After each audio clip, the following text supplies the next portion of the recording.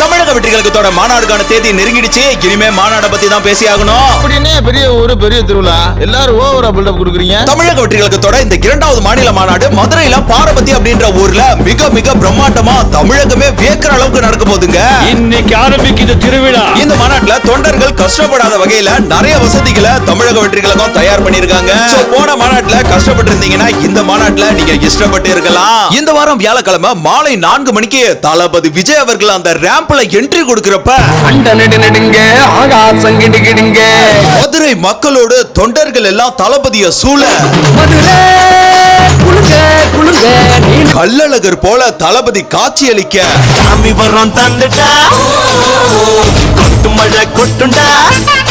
அந்த நாள் அந்த நிமிஷம் அந்த உணர்வு இருக்கே.